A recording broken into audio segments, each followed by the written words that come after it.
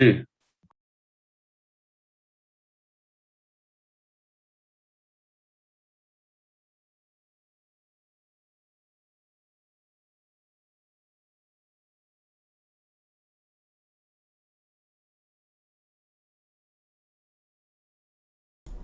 Ok, ya. Ya está funcionando esto. Ok. Entonces, eh, tenemos esta cosa de aquí, que es la guía. ¿Todavía la están viendo? No lo sé. sí. Ok. Entonces, eh, fíjense aquí. No, la primera pregunta, ¿qué es la macroeconomía? Pues ahí en el video aparecen un concepto de la macroeconomía, ¿no? Eh, Eso es básico, pero la podemos ir, que ustedes la vayan contestando y la vamos arreglando, ¿no? Pero fíjense la segunda, ¿cómo se determina el ingreso en una economía cerrada y abierta? Eso lo vimos. ¿Cuál es la diferencia entre oferta y demanda en una economía cerrada? Eso lo vimos. ¿Cuál es la diferencia entre oferta y demanda en una economía abierta? También se vio. ¿Qué se entiende por demanda doméstica y externa en una economía abierta? Pues contestando 3 y 4 se va contestando la quinta. 6. ¿Qué se entiende por oferta doméstica y oferta externa? Igual. ¿Cómo se define el PIB? Ahí dimos la definición de PIB, ¿no? ¿Qué es lo que mide el PIB? ¿Cuáles son las tres metodologías para su cálculo? Ahí vimos nosotros cómo se puede calcular el PIB, ya sea por la vía del ingreso, que es cuando fuimos ahí sacando lo del ingreso nacional disponible, como por la vía de la demanda, ¿sí? Y otra metodología tendría que ser la producción, pero vamos a ver cómo lo van contestando. ¿Cuáles son las fuentes del ingreso nacional? Ahí que igual y no le van a entender, pero pues la vamos resolviendo. Define los elementos del PIB en una economía abierta. Las definiciones de los elementos pues ya están ahí, ¿no? El gasto público implica inversión y ahí, bueno, podemos discutir cuál es la diferencia entre el PIB y el PNB. ¿Bajo qué circunstancias el PIB es mayor al PNB y a la inversa? ¿Cuál es la diferencia entre el PIB y el PIN? ¿Sí? Entonces ahí, ¿qué es la depreciación? ¿Cómo se llega al ingreso nacional disponible a partir del PIB? Eso lo vimos. ¿Cuál es la diferencia entre la formación bruta de capital y la inversión bruta? Lo vimos, ¿no? Dos ejemplos de transferencias, pues ahí se imaginan una, pero saben qué son las transferencias. ¿Cuál es la diferencia entre la transferencia y los subsidios? También lo vimos. Impuestos indirectos, impuestos directos e indirectos. ¿Cuál es la diferencia, no? ¿Qué es el ingreso disponible? ¿Cuál es la diferencia entre stock y flujo? Variable real, variable nominal. Hay una pregunta, ¿el PIB es un flujo o un stock? ¿No? ¿Por qué es importante que crezca el stock de capital? ¿Qué sucede si la depreciación es mayor que la formación bruta de capital? ¿Cómo se calcula el salario real? ¿Cómo se calcula el PIB? ¿Qué se entiende por inflación? ¿Qué es el índice de precio al consumidor? ¿Cómo se calcula la inflación? Hasta la 30, todo lo vimos. Entonces, esa es la primera parte y ahorita estamos con el modelo clásico, ¿no? Entonces, todo lo del modelo clásico eh, hay que irlo revisando, ¿sí? Este, y con eso se va a contestar el, la segunda parte del cuestionario. Pero todo está en los videos, ¿no? Eso es lo que quiero que se vea. Entonces, vayan revisando eso, vayan llenándolo, porque eso, de aquí voy a sacar yo el examen, ¿sí? Entonces depende de que ustedes lo revisen, lo vayan resolviendo para irlo aquí comentando. Entonces, bueno, ahí está la guía. Tenemos, ahorita estamos revisando modelo clásico y eso es lo que vamos a terminar de ver hoy. Eh, Obviamente ya esa parte es economía, ¿sí? Entonces, espérenme, ¿dónde está el pizarrón? Aquí está el pizarrón. Les voy a compartir el pizarrón y vamos viendo lo del modelo clásico. Ok, entonces ahí están viendo el pizarrón. Sí. Ok, a ver, ahí está. Entonces,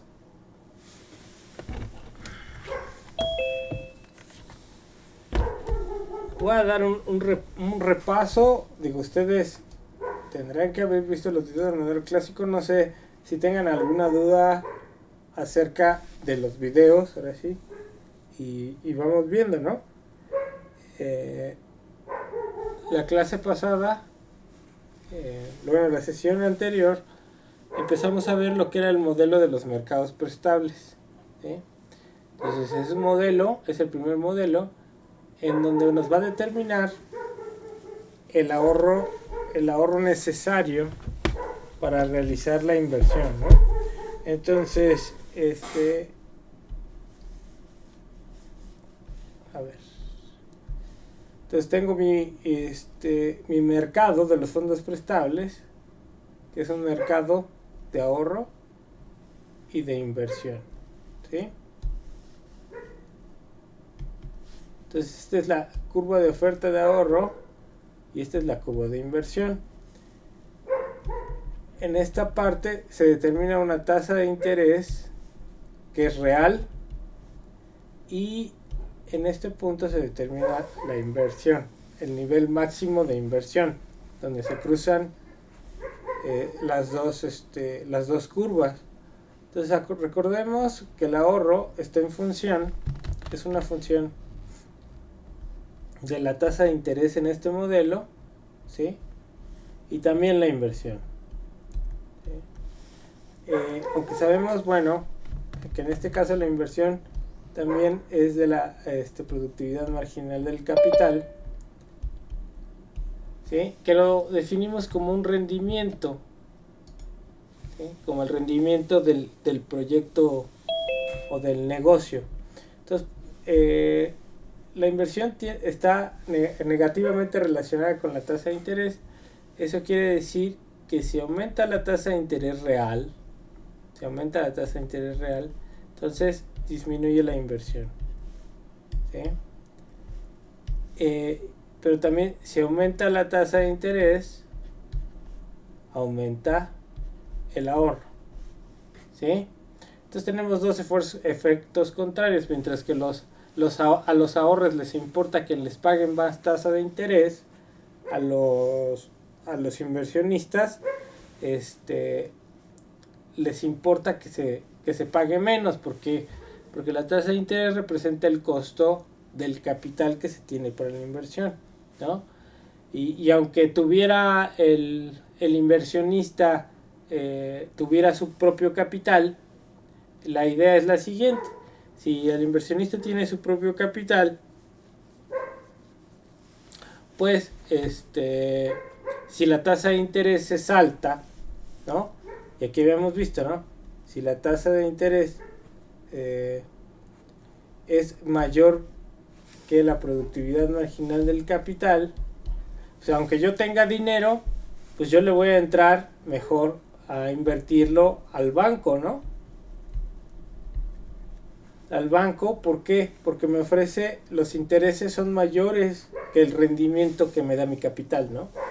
Entonces, así va a ir. Si la tasa de interés es mayor que el rendimiento, pues lo voy a invertir yo en el banco o donde me ofrezcan ese rendimiento real, ¿sí? En términos de bienes. Acuérdense que esto es un modelo en el que se intercambian bienes por bienes.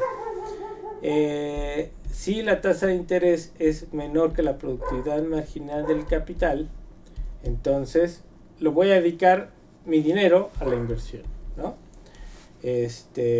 ¿Hasta qué punto? Pues la inversión tiene un límite. La inversión va a crecer, la inversión crecerá hasta que la tasa de interés sea igual a la productividad marginal del capital. Entonces ese es el límite del crecimiento de la inversión, ¿sí? Que el rendimiento en términos productivos se iguale con el costo financiero de esa inversión, ¿sí? Eso es lo que implica esa igualdad. Entonces, digamos, eso es lo fundamental en ese mercado, que ahí se está determinando el ahorro y la inversión, ¿no? Y en este modelo, el ahorro, acuérdense, en este modelo el ahorro es fundamental porque el monto de ahorro determina el monto de inversión, ¿sí? Y el ahorro está determinado por esa decisión de los individuos de no consumir ahora, ¿no? Y trasladar ese consumo hacia el futuro, ¿sí? Entonces acuérdense, la riqueza de los individuos, ¿sí? O ¿sí? El ingreso de los individuos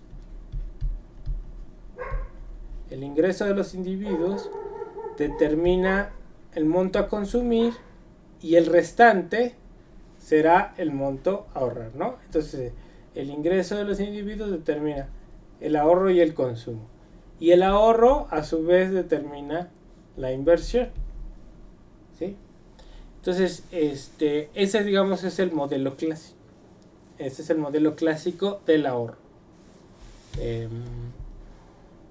Y eso es lo que implica el mercado de los fondos prestables. Pero recuerden nada más, esto sí es cierto, eso sí que se lo graben en su cabecita, en ese mercado de los fondos prestables no circula dinero, lo que están circulando son mercancías, como en el ejemplo del maíz, ¿no? Yo produzco maíz, eso, toda la producción que yo tenga es el ingreso, así como el PIB, que es producción, ¿sí? Todo ese maíz que produce el agricultor es la producción, es el ingreso, y una parte de esa producción se consume, ¿sí? Eso es fundamental. Se consume o se intercambia por otros productos que yo necesito para consumir, y el restante se ahorra, ¿sí? Y ese ahorro se puede prestar, ese maíz que me sobró, prestar para que otro lo empiece a cosechar, ¿sí? Y de ahí yo lo presto porque me están prometiendo un rendimiento, ¿no? Que en el futuro me va a dar, ¿qué? Pues más bien, si yo tengo una tonelada de maíz y yo la presto porque en el futuro me van a dar tonelada y media de maíz o tonelada y un cuarto de maíz. Entonces esa es la idea, ¿sí? Y lo voy a prestar porque me están pagando un rendimiento que me es rentable, ¿vale? No sé si hasta aquí tengan dudas, chamacos, o cómo la ven. Bien, bien, bien. Bien, ajá, luego en el examen ahí van a estar que no saben ni en dónde meter la cabeza, pero bueno, a ver, dudas ahí, nadie.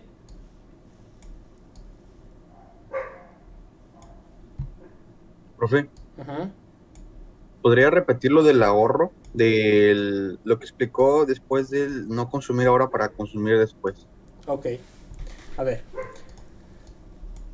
así esquemáticamente como lo dije, bueno, ya sí lo dije, pero a ver, esta teoría está suponiendo lo siguiente, ¿sí? Que el ahorro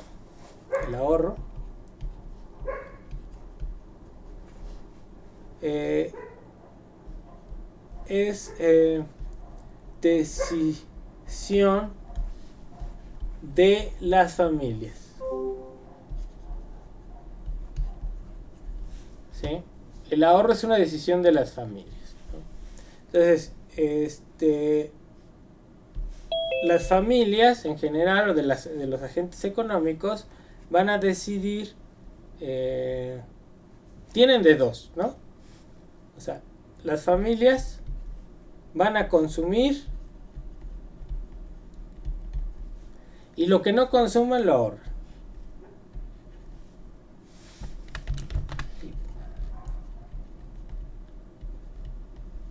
¿sí?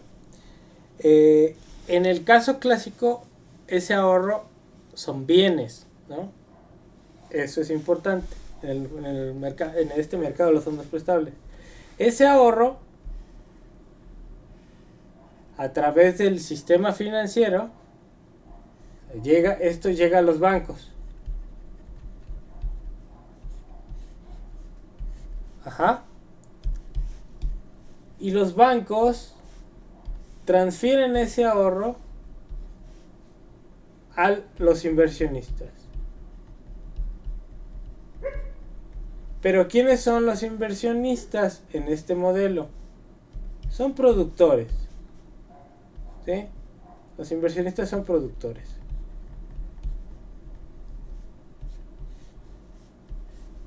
Ahora, entonces este es el flujo de ida. Los productores, inversionistas, van a obtener la productividad del capital. Estos obtienen la productividad marginal del capital, que es un rendimiento, ¿sí? El rendimiento de la inversión. Ahora, este rendimiento les va a servir a los inversionistas para pagar los intereses del banco. Entonces, fíjense cómo va. Los ahorros son depositados a los bancos. ¿Por qué? Porque se supone que las familias están viendo si la tasa de interés les conviene o no para decidir si se consumen todo su ingreso o una parte de eso lo ahorran.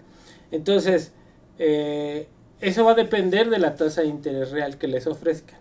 Entonces, si la tasa de interés real, acuérdense cómo iba la decisión, si la tasa de interés es mayor que su impaciencia,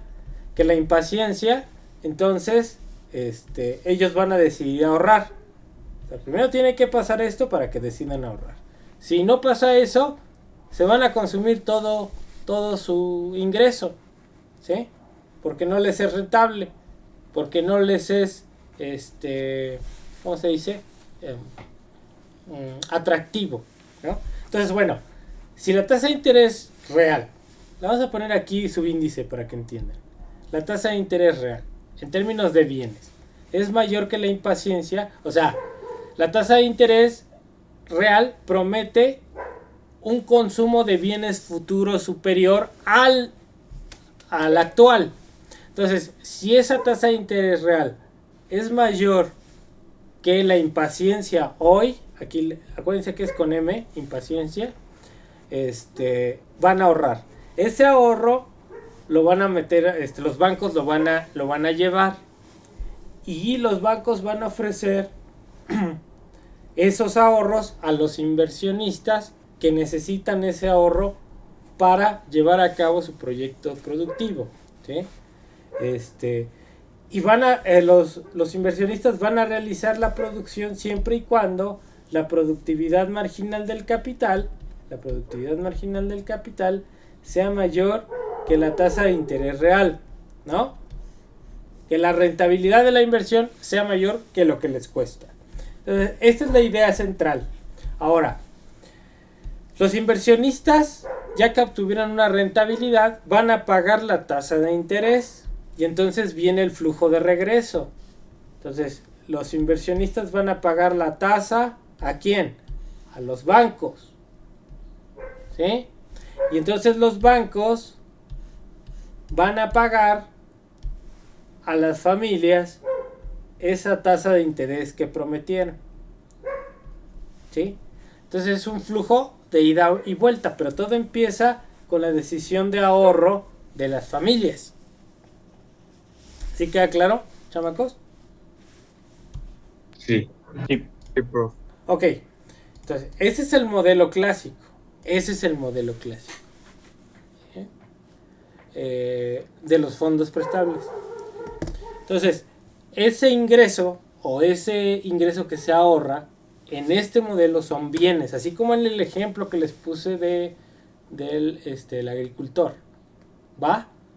O sea, eso quiero que quede claro, no es dinero. Aquí lo que fluye son bienes.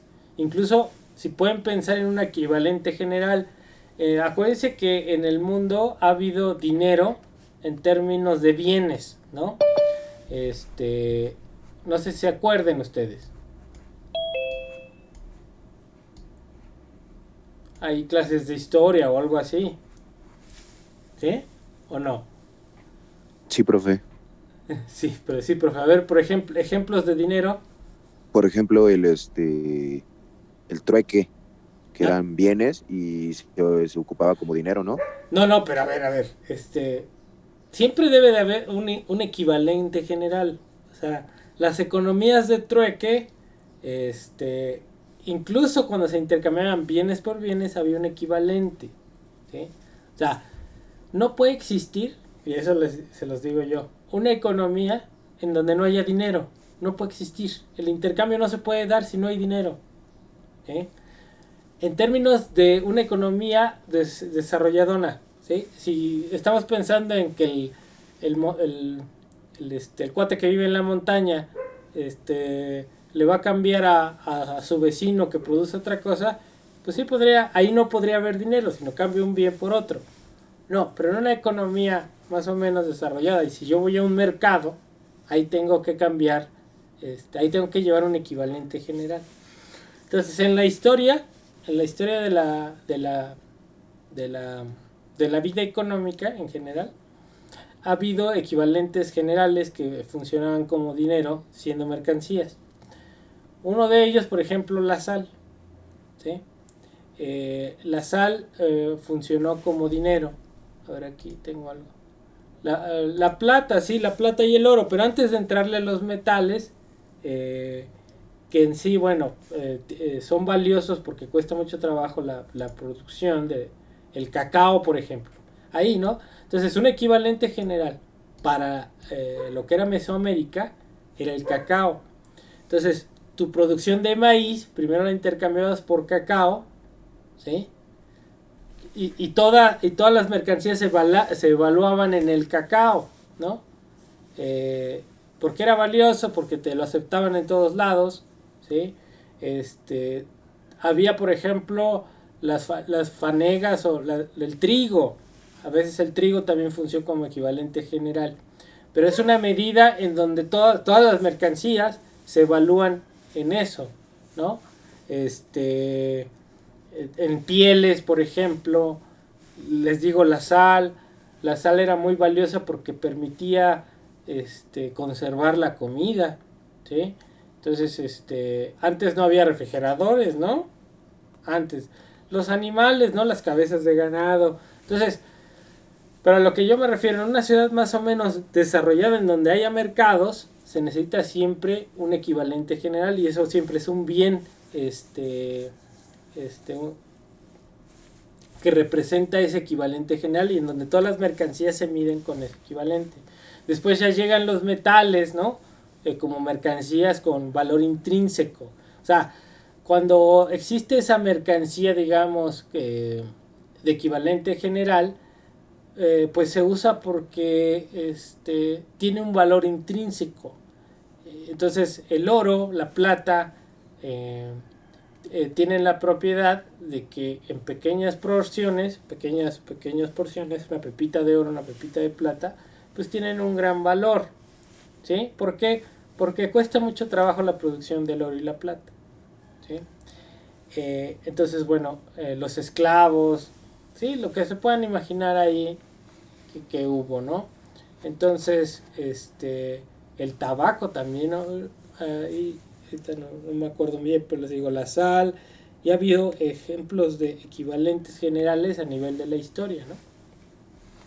Claro que ya cuando llegan los metales, pues se llegaron para quedar, pero después ya es puro dinero fiduciario, o sea, es el dinero que emite la autoridad y dice, esto vale tanto, ¿no? O sea, por ejemplo, si agarran un billete, ese billete, un billete de 500, pues el costo de producción de hacer un billete pues es casi cero, y el valor que representa no tiene nada que ver con su valor intrínseco, ¿no?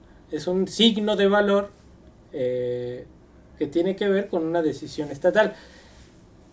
una decisión estatal, una cuestión de poder, una cuestión de confianza, ¿sí? Entonces, eso es el dinero. Pero aquí están hablando de mercancías, ¿sí? Que operan, si quieren verlo, como ese intercambio de valores, ¿sí? De valores intrínsecos, ¿sí? Entonces, eso es lo que están hablando aquí en este modelo clásico. No están hablando de ese dinero, de los billetes, como están viendo, no están hablando, ¿sí? ¿Queda claro ahí, chamacos? ¿O no? Sí, pero me queda claro. Ok. A ver, ¿qué más del modelo clásico? Son 4 mercados. No sé si ya que les quedó claro. Les voy a repasar aquí bien rápido, pero ustedes ya los vieron en el, ¿cómo se llama? En el, en los videos, ¿sí? Entonces, a ver. ¿Cuándo tenemos que hacer examen? ¿Ya sabemos o no? No, profe. ¿Cuándo? ¿No sabemos? No. Ok. A ver, vamos a ver. A ver. Tenemos que hacer examen. Yo creo que vamos a dejar el examen para... A ver, déjenme ver. Déjenme ver el calendario aquí. Estamos... septiembre. Yo creo que vamos a dejar el examen para la semana del... A ver, ¿cuándo acaba el maldito examen? Digo, ¿cuándo acaba el maldito octubre? Vamos a dejar el examen para el 20 de octubre. ¿Sí? Por ahí. Digo, para esa semana. Para esa semana del 20 de octubre, ¿no? Que es cae el lunes es 18 y el miércoles es el 20. Entonces ustedes decidirán cuándo lo quieren. Si el 18 o el 20.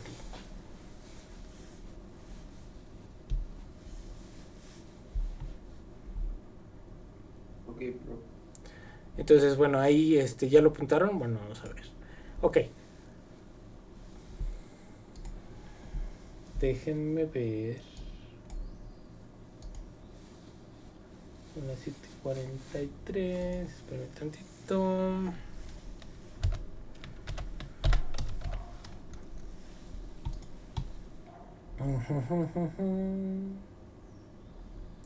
Esperen.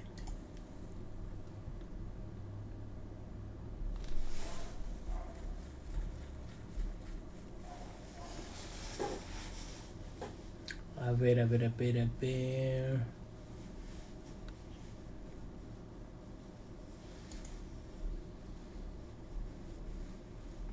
Ok, a ver. Entonces, ahí está el 20. Vamos a seguir de aquí. Es que está buscando aquí un...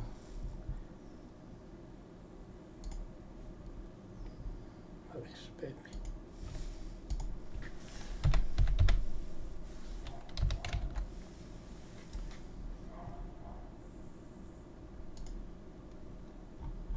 Espérenme, déjenme ver. Algo que necesito que veamos. Ok. Entonces...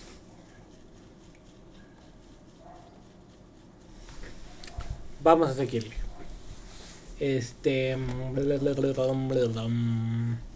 Bueno. La cosa es la siguiente. Entonces,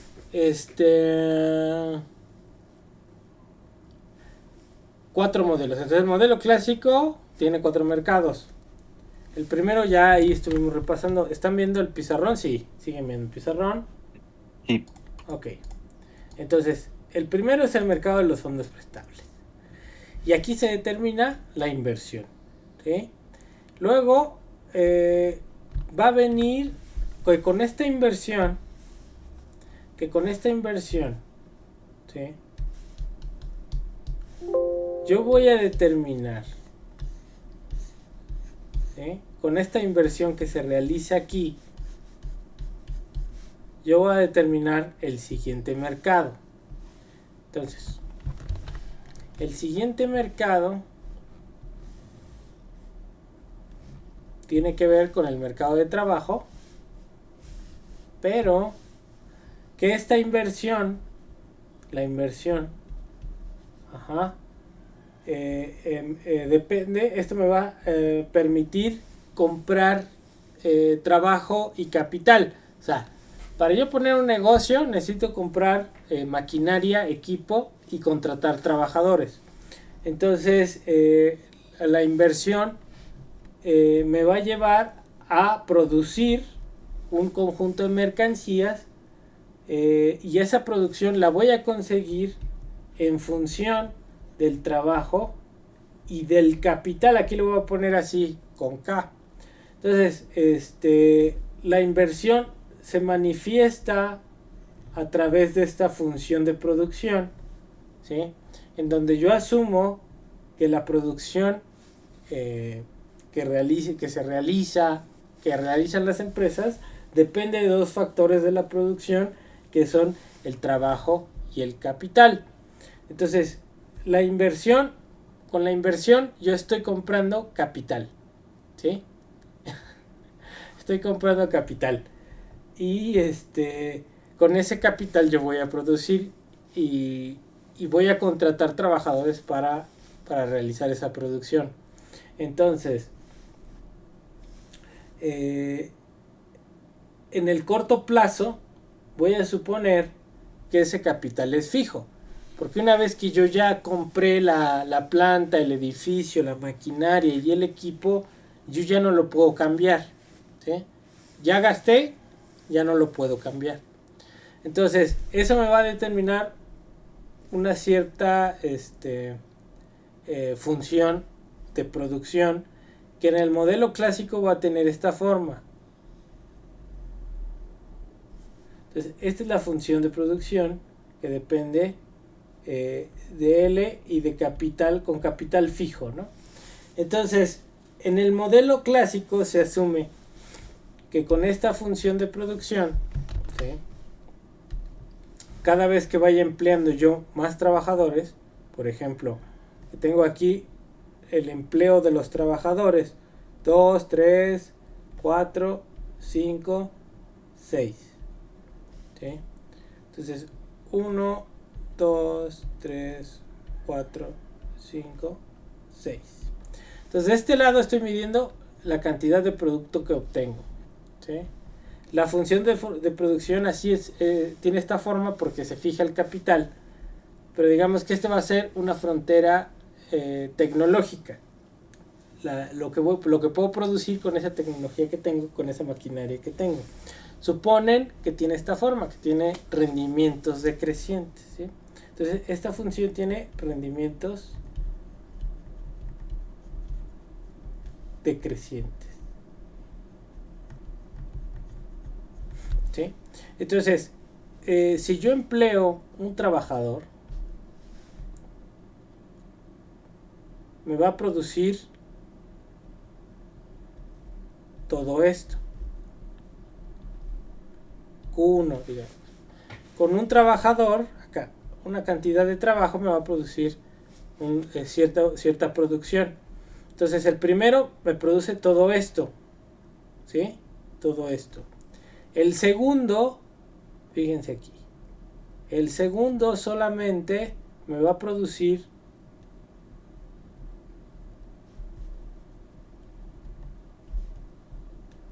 Q2, ¿no?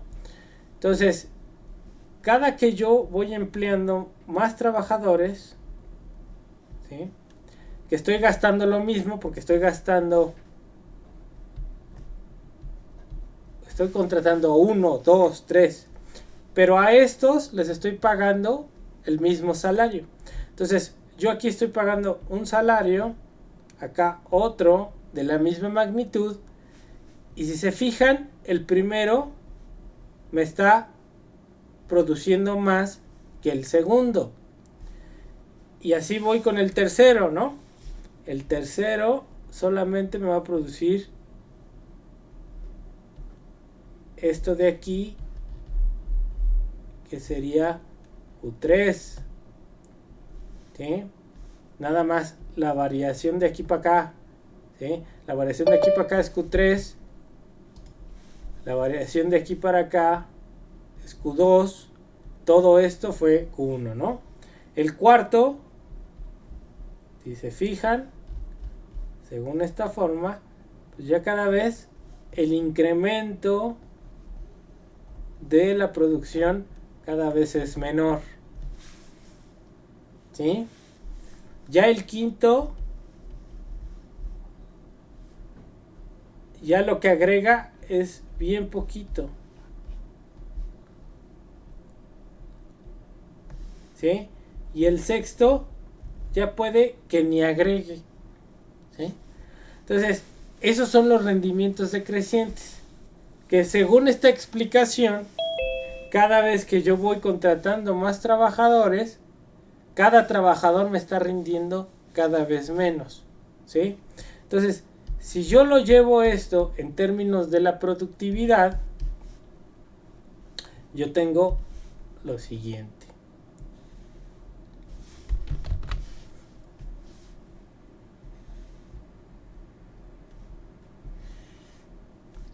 Entonces, tengo lo siguiente. Aquí voy a medir la productividad.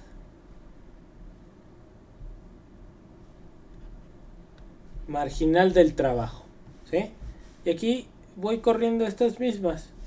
Aquí 1, 2, 3, 4, 5, 6. Y entonces de este lado voy a medir esto que es la producción que cada uno me aporta, ¿sí? Entonces el primero me aporta mucho más, ¿sí? Imagínense que este es 10, ¿sí? Que Q1 es igual a 10. Entonces el primero me da una productividad de 10. Entonces aquí este es el primer punto. El segundo, si este es 10, pues imagínense que este es 6, Q2 ya es 6. Ya el segundo me aporta solamente, vamos a suponer que aquí es 5, el segundo solamente me aporta 6. El tercero, pues si esto es 6, pues esto debe ser como 4. El tercero me aporta 4. El cuarto, pues si esto es 4, esto debe ser como 3 o 2, vamos a poner 2. Ya el cuarto nada más me aporta 2. ¿Sí? El quinto igual y nada más me aporta 1.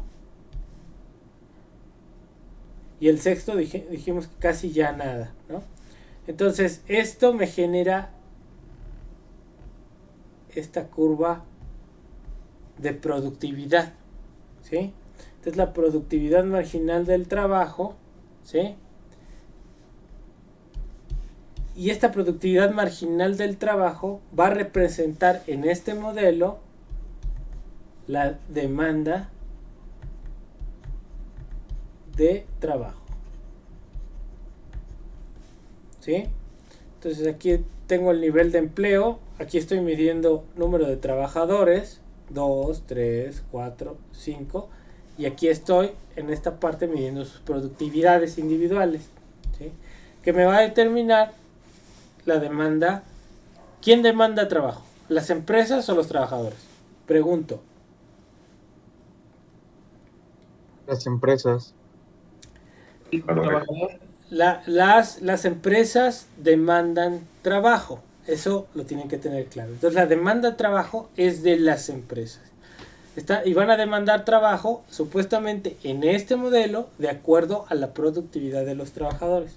Entonces aquí tengo por un lado pues la demanda de trabajo que surge de dónde, de esa tecnología que está determinada dentro de esa función de producción, ¿sí? Y que suponemos, bueno, ellos están suponiendo que esa tecnología tiene rendimientos decrecientes. Los rendimientos decrecientes tienen que ver con que cuando yo agrego un trabajador más, ese trabajador más me produce menos que proporcional que el anterior, ¿no? Me va produciendo cada vez menos, ¿sí? Y yo tengo que pagar lo mismo. Entonces, obviamente va a llegar un punto en que lo que me produzca sea igual a lo que yo le pago. Y hasta ahí yo le voy a parar, porque si contrato al que sigue, lo que me cuesta va a ser mayor que lo que me produce, ¿sí? O lo que le pago me cuesta más de lo que me produce, según este modelo, ¿sí? Entonces, por un lado aquí tengo esa oferta, la demanda de trabajo, sale de aquí. Entonces, por otro lado, yo tengo la oferta de trabajo, que ahí en los videos sale de una derivada. Pero bueno, aquí la cuestión es la siguiente, que el trabajador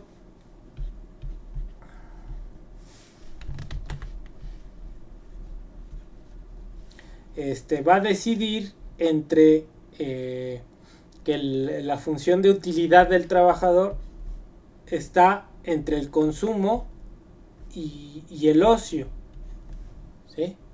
Entonces, la utilidad del trabajador va a aumentar cuando consume más y cuando tiene mayor ocio, ¿sí? Entonces, el ocio pues, es no trabajar, ¿no? Pero para consumir tiene que trabajar. Entonces, la utilidad del trabajador se ve así entre estas dos. ¿Sí? Entonces, él tiene que estar comparando en su función de utilidad su consumo y el ocio, ¿no?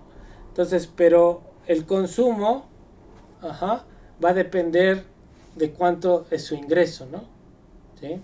Entonces, lo podemos ver al revés. La utilidad va a estar en función del consumo y del nivel de trabajo que vaya a dar. Entonces, la utilidad va a aumentar cuando aumente su consumo y disminuye cuando trabaja. ¿Por qué? Porque si trabaja, debe de disminuir su ocio, ¿sí? Entonces, así está esta función de utilidad de los trabajadores. Entonces, pero los trabajadores pues tienen que consumir. Entonces, el consumo está evaluado en precios, ¿no? Entonces, si yo quiero consumir, pues todos los bienes tengo que comprarlos a su precio.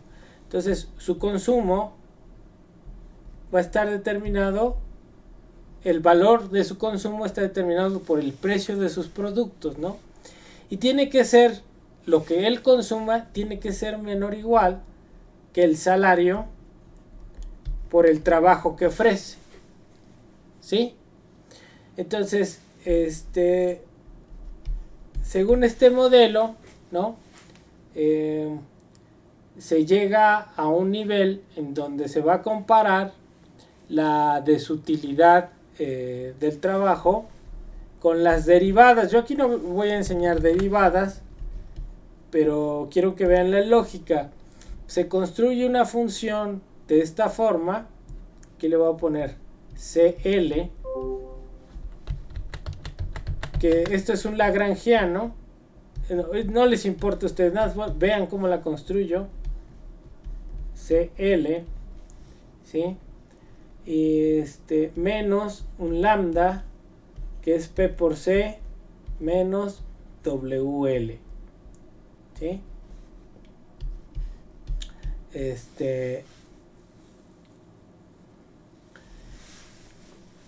¿Sí? P por C por menos WL.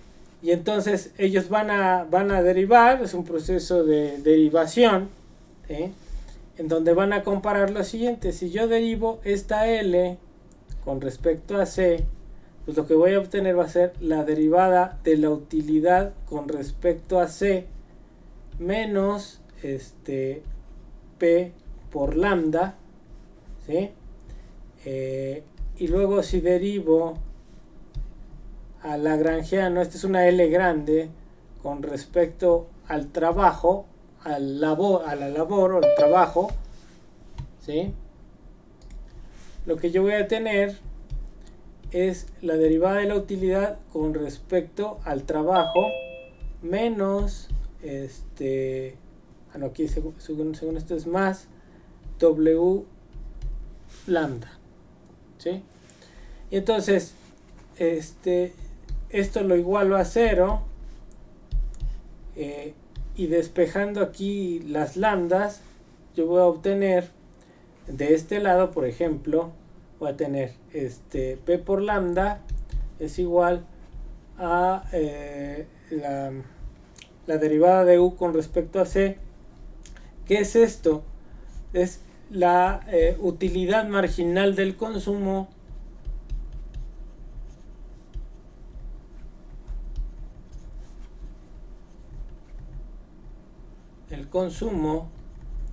que se supone que es positiva. ¿Qué quiere decir esto? Que a medida que yo aumento el consumo, aumenta la utilidad, ¿sí? En términos de lo marginal, ¿qué es lo marginal? Que me dice que a medida que yo aumento el consumo en una unidad, ¿sí? La utilidad aumenta en tanto, ¿no? Pero bueno, ahí está la cosa esta. Y después de acá también puedo despejar lambda. Bueno, aquí voy a despejar lambda. Luego lambda aquí con respecto a C entre P. Y ese es el despeje de la primera. De la segunda yo voy a tener que menos W lambda es igual a la utilidad marginal de L, ¿sí? Y de aquí tengo que lambda es la utilidad sobre W, ¿sí?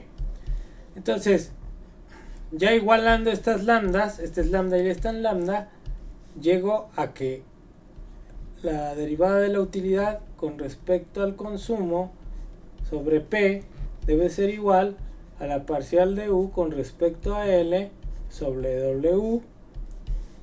Y de aquí, si lo paso para acá y lo paso para acá, tengo que W sobre P debe ser igual a la parcial de U con respecto a L entre la parcial de U con respecto a C, ¿sí? Y aquí viene lo interesante. Esto es, según los clásicos, el salario real. Esto es... Ay, aquí me faltó el signo negativo. Esto es negativo porque asumo que la utilidad disminuye cuando el trabajo aumenta, ¿no? ¿Por qué? Porque si el trabajo aumenta, estoy dedicando menos tiempo al ocio. Entonces, esa es la desutilidad marginal del trabajo, ¿sí? ¿Cuánto disminuye mi utilidad cuando aumento cuando aumento en una unidad mi trabajo? Entonces, tengo que comparar estas dos, ¿sí? La desutilidad marginal del trabajo con la utilidad marginal del consumo. A ver, Julio. Perdón, profe, rápido, es que se me había trabado un poco el audio y no había oído bien la palabra desutilidad. Uh-huh. ¿Sí? O sea, menos utilidad. Sí, desutilidad, ¿no? O sea, es la desutilidad marginal del trabajo. No te aporta a ti el trabajo, en esta teoría, utilidad. ¿Por qué? Porque si tú trabajas, dejas tu ocio. Entonces, para ti trabajar implica una desutilidad, una pérdida de utilidad, ¿sí? Entonces, tienes que comparar, según esta teoría, el trabajador compara su desutilidad con respecto a la utilidad del consumo. Ahora, a ti no te gusta trabajar, pero tienes que trabajar porque si no, no consumes. Esa es la idea, ¿no? Pero esa decisión de trabajar o no trabajar está en función de que compenses esa desutilidad. Entonces, para que tú trabajes más, ¿sí?, te tienen que pagar más salario, ¿sí? Más W. Si aumenta tu salario, entonces ofrecerás más trabajo. ¿Sí? Ok, gracias, bro. Entonces, esa es la idea, para que, o sea, a esto llegan las derivadas. Yo no voy a explicar aquí todas las derivadas, nada más quiero que entiendan la lógica. Entonces, se está comparando entre la de su utilidad con la utilidad del consumo. Entonces, obviamente, para que incremente la oferta de trabajo, tiene que aumentar el salario, porque ese aumento en el salario compensa la desutilidad del trabajo. Entonces, ellos van a suponer que la oferta de trabajo es una cosa así, a ver.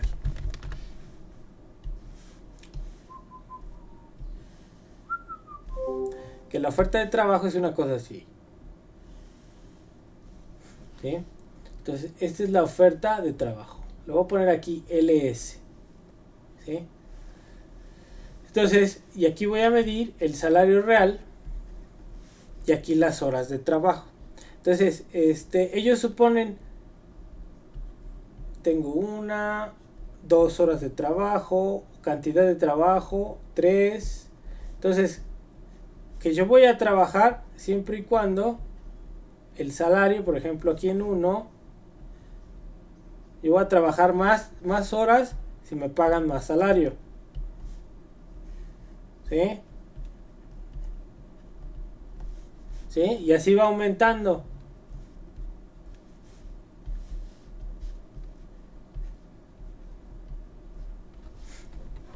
¿Hasta qué punto? Pues hasta que agoto las 24 horas, ¿no? O sea, puedo llegar aquí a las 24 horas acá.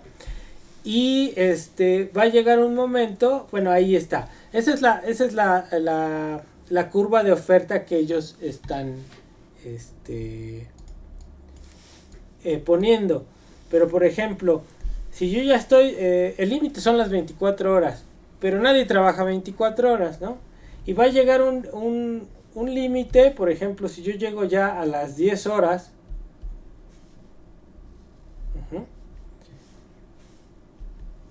digamos, ya llegué a este límite.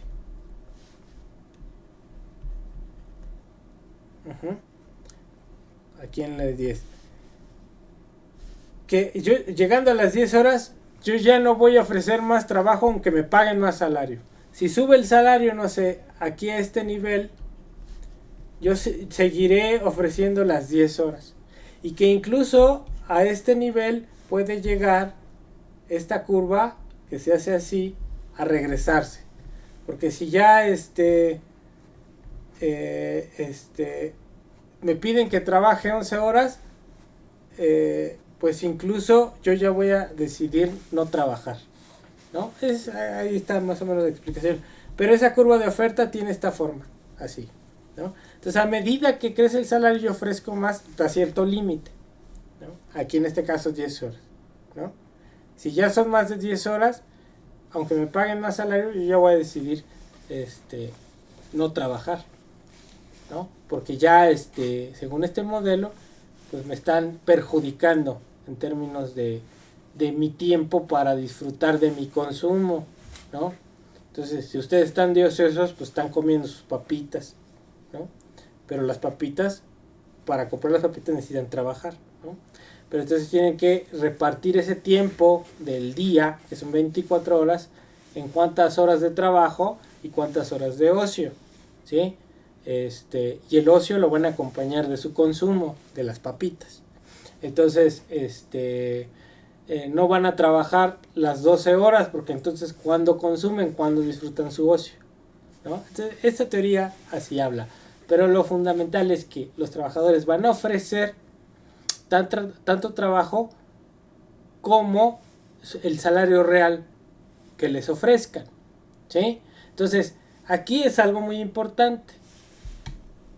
En este modelo, bueno, ya que tenemos la oferta y la demanda de trabajo, ya tenemos el mercado de trabajo, ¿no? Entonces, ¿dónde estoy? Yo estoy acá arriba, aquí está, ¿no? Entonces, esta es la demanda de trabajo de las empresas y pues tengo la oferta de trabajo de los trabajadores. Entonces aquí tengo LS y LD, ¿sí? Y se asume que en este nivel, digamos donde está el equilibrio, bueno, lo voy a poner en otra gráfica para que se vea mejor. Si no, de por sí no la entienden y yo haciendo mis grafiquitas aquí encima, pues tampoco le van a entender, ¿no? A ver, ¿dónde está la cosa? Déjenme ver. Aquí está. Ok. Entonces,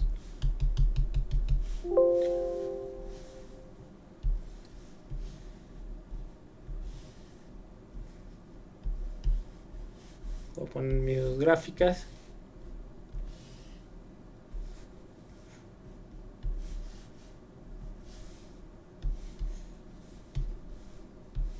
Entonces, este es igual la función de producción. Aquí voy a determinar la cantidad del producto, la producción, el nivel de producción. Acá le puse, ¿cómo le puse? Vamos a ser consistentes. A Q. Vamos a ponerle Q. Aquí es Q, aquí mido la producción. Aquí mido la cantidad de trabajadores. Acá abajo también mido la cantidad de trabajadores. ¿Sí? Supongo que hasta aquí es el límite en donde yo estoy empleando.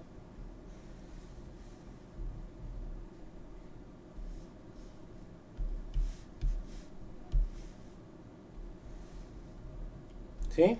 Hasta ahí es el límite porque ya a ese nivel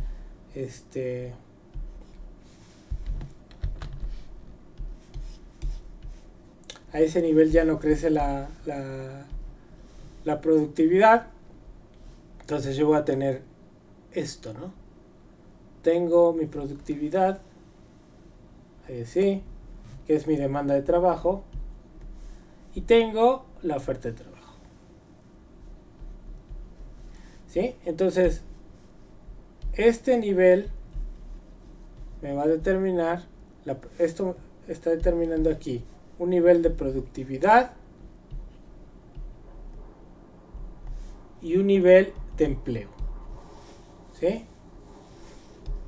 Y ese nivel de empleo, si yo lo prolongo para acá arriba,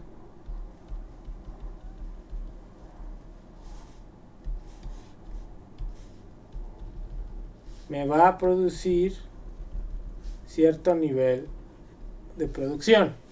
¿Sí? Ahí para que se vea. Entonces, aquí voy a medir yo tanto la productividad marginal como el salario real. Entonces, la productividad en este nivel va a ser igual al salario real que se le paga. ¿Sí? Entonces, tú me produces tanto con este trabajo, yo te pago este salario real que es equivalente a tu productividad. ¿Sí? Y en ese nivel de salario, a ese nivel de salario, los trabajadores deciden ofrecer tanto. Y las empresas deciden demandar esta parte, ¿no? Cuando estoy, por ejemplo, por acá arriba, esta es la productividad. Si el salario fuera mayor, aquí lo voy a poner, si el salario fuera mayor que la productividad marginal del trabajo, entonces las empresas estarían dispuestas a contratar esta cantidad de trabajadores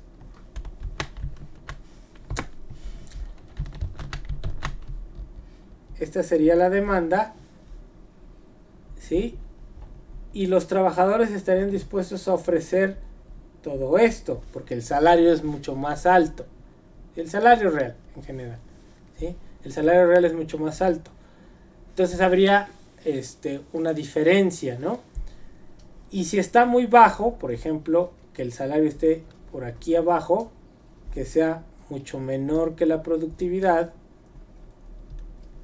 entonces las empresas estarán dispuestas a ofrecer esta cantidad LD y los trabajadores a ofrecer a ver, aquí las empresas estarán dispuestas a demandar más trabajo y los trabajadores a ofrecer menos, ¿no? ¿Por qué? Porque el salario es más bajo. Y bueno, esto en este mercado pues tendrá que equilibrarse hasta llegar a este punto, dependiendo de dónde nos encontremos en el nivel, ¿sí? Y en este punto se asume que los trabajadores ofrecerán todo este trabajo y las empresas demandarán esta misma cantidad de trabajo, ¿sí? Que sería acorde ya en este nivel que el salario sea igual que la productividad. Se llega a este nivel de empleo y se produce esta cantidad de producción dada la función de producción con el capital fijo, ¿no? ¿Sí? Entonces es importante cómo se construyen estos mercados, los supuestos que se dan acerca de de la oferta y la demanda de trabajo.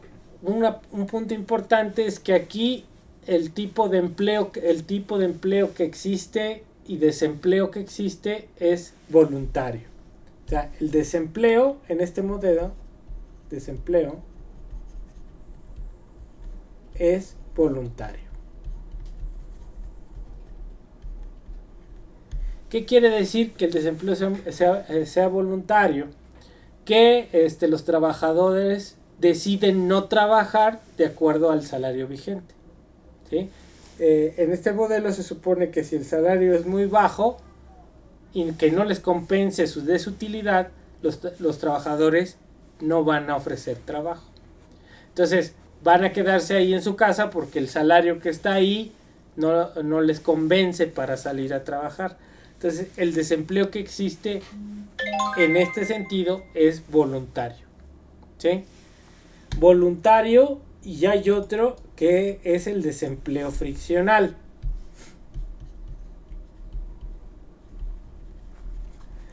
Entonces el desempleo voluntario es que deciden los trabajadores no ir a trabajar, y el desempleo friccional tiene que ver con el hecho de que los trabajadores, algunos estén cambiando de trabajo. Entonces en lo que se salen de uno y encuentran el otro, tienen un margen en el que están desempleados. Entonces ese tipo de desempleo se llama friccional, ¿sí?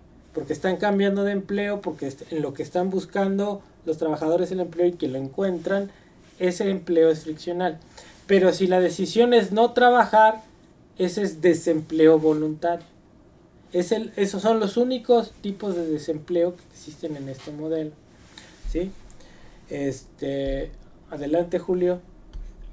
Perdón, que nuevamente le interrumpa, pero esto, en ese caso, desempleo voluntario, por ejemplo, tal vez lo estoy viendo muy socialmente y no es apropiado, pero por ejemplo, cuando entran en huelgas las empresas o algunos sindicatos, ¿estás refiriéndose que esto está contemplado dentro de la economía como un desempleo voluntario?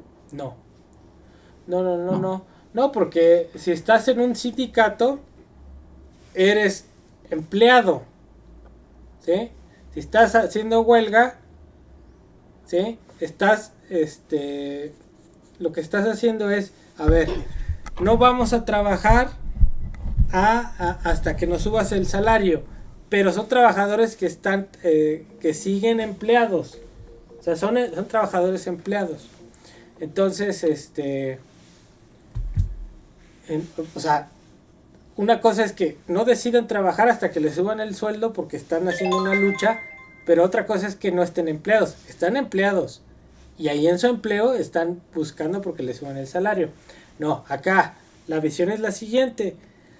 Este desempleo voluntario es, si no me suben el salario, yo no me empleo, ¿sí? Lo de los sindicatos es otro rollo. Ellos están pidiendo aumentos de salario cuando son empleados. Ok, perdón, No importa. Está bien. Son empleados. Aquí es, al salario vigente yo no me empleo. Me quedo en mi casa, ¿sí? No tengo la figura de empleado. Los que están en los sindicatos y están peleando por salarios más altos son empleados. Entonces aquí ni siquiera tengo esa figura. Ok, bueno, entonces ahí tenemos esos dos tipos de desempleos. Y ya lo final es, bueno, con ese nivel de demanda de trabajo, oferta de trabajo, yo produzco una determinada cantidad de producto que en el corto plazo se asume que es fija. Yo produje 5 manzanas, 1 tonelada de maíz, lo que sea, y ya no voy a poder producir más, ¿sí? Entonces, al final, yo lo que tengo es lo siguiente. Si yo pongo una de 45 grados y prolongo esta, aquí voy a tener el nivel de producción.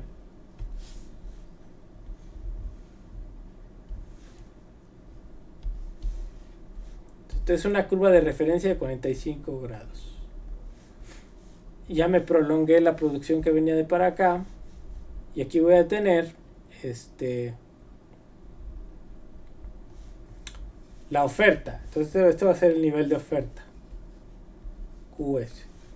Y voy a tener aquí la demanda. Y la curva de demanda, digamos que es esta.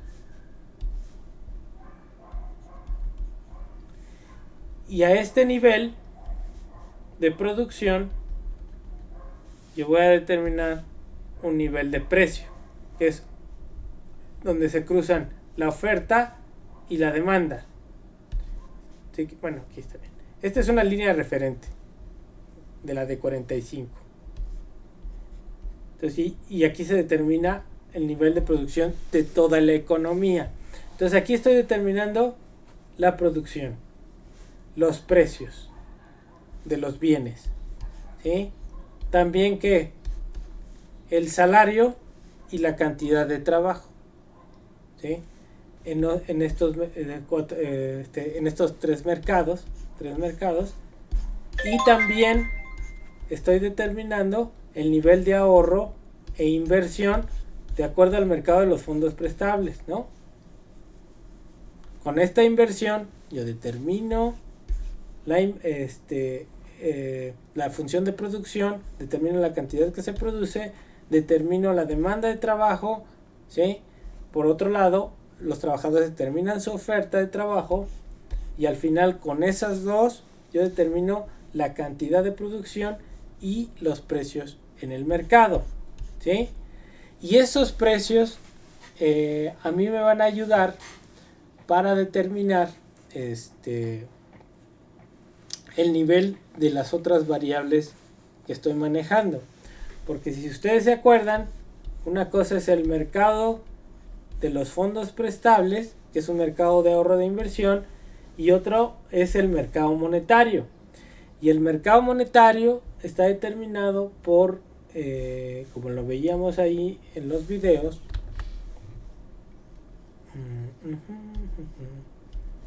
por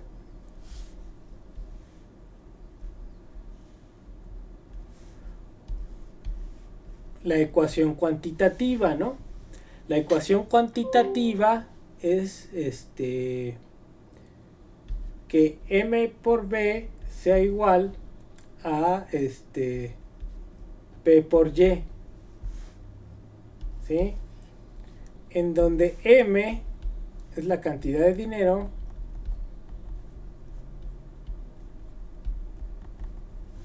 V es la velocidad de circulación,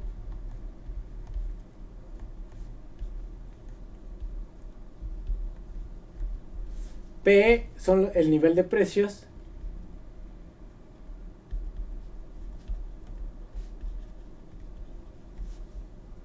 y Y es el nivel de producción, ¿no? Entonces, si ustedes se fijan, ya este modelo determinó precios, aquí está, y producción, ¿sí? Entonces, precios y producción están determinados. Lo único que me resta, la velocidad de circulación del dinero también es una variable que está determinada institucionalmente. Entonces ahí en el video lo que se explica es que esa velocidad de circulación del dinero es la veces que una moneda cambia de manos en el mercado, ¿no? Entonces, M, si yo despejo, es P por Y entre V, ¿sí? Y entonces, dependiendo del enfoque, M es igual a 1 sobre B, P por Y, ¿sí? En donde esto es el inverso de la velocidad de circulación y puede medir la proporción de dinero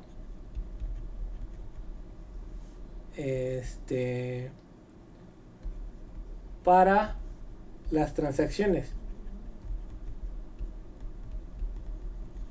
¿sí? Entonces, M, que es la cantidad de dinero, estas son variables que son fijas porque están determinadas aquí. Y esta proporción de dinero también está fija, ¿no? Entonces, lo que yo tengo es que es M es igual a esa K que estaba ahí en el video, ¿no? Que es la proporción de dinero para las transacciones. Y tengo el nivel de producción que está determinado aquí por Q, P y Q, ¿sí? Entonces esto es fijo y esto es fijo, ¿sí? Entonces, según este enfoque, yo puedo tener precios aquí que están determinados por la oferta y la demanda, pero si yo incremento la oferta monetaria por encima de las necesidades de la economía, si yo aumento M, K es fijo y Q es fija, entonces lo que puedo producir es un incremento en P. Entonces, de ahí que esta oferta de dinero, oferta monetaria, que la controla el Banco Central, ¿sí?, pueda influir en el nivel de precios, ¿sí? Entonces, esto estaría hablando de que a medida que yo incremente la oferta de dinero, incrementa la inflación.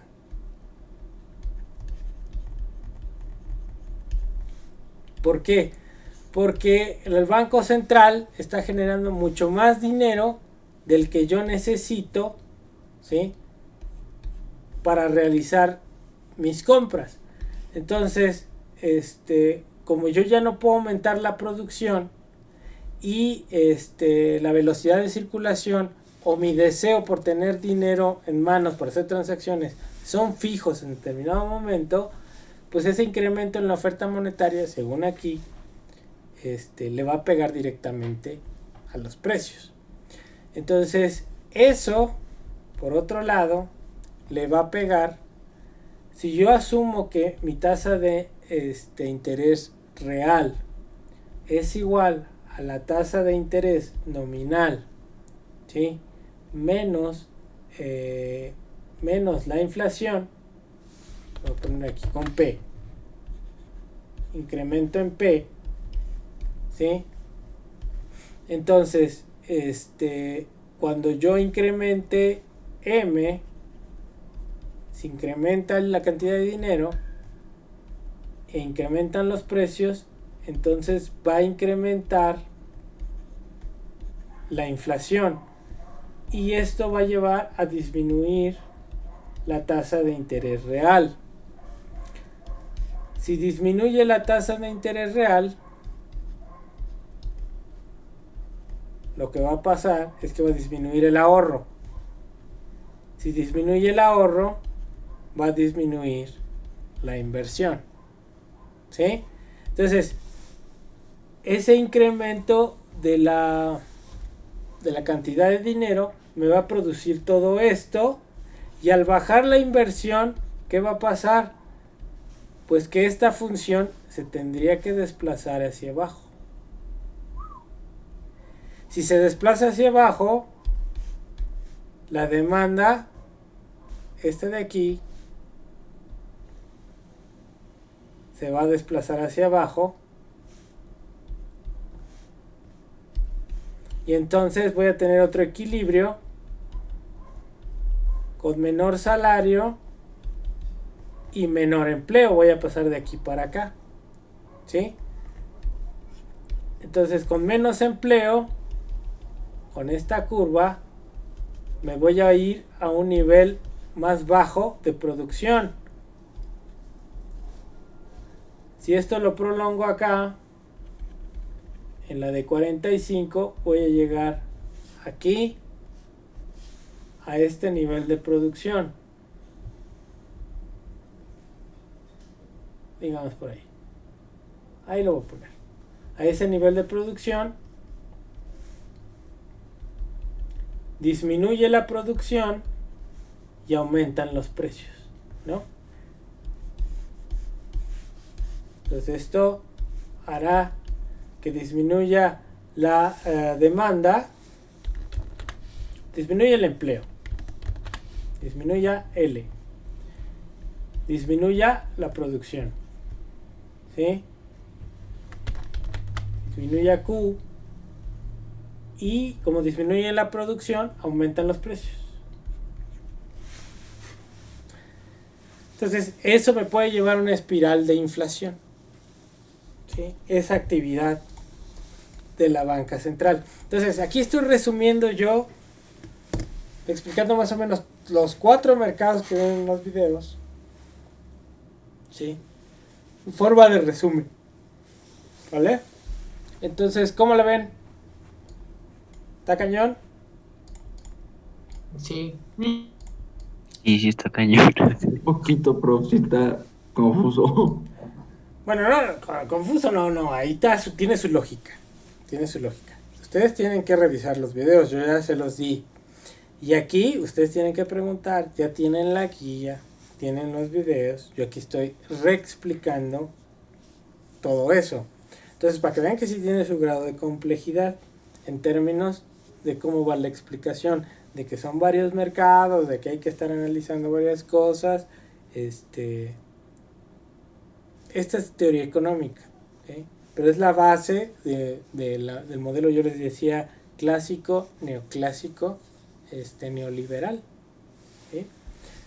Así funciona. Entonces hay variables ahí, hay preguntas claves en la guía que hay que resolver con base tanto en los videos como en la explicación que estoy dando aquí. La idea es que ya en la siguiente clase, el próximo miércoles, ustedes ya tengan más dudas de esto y podamos ir pues respondiendo las preguntas de la guía, ¿sí? Ya ustedes estarían ya en disposición de contestar las preguntas o todavía no. Sí, ¿no? O algunas o la Las mayoría. primeras. Algunas sí. No, pues ya, yo diría que ya la mayoría, ¿no? Entonces, vayan contestándolas, terminen de ver los videos, yo subo esto, les subo el de la clase pasada, y ahí tienen el material para que lo estén viendo, ¿sí? Entonces, ¿cómo ven? Sí, profe. ¿Sí?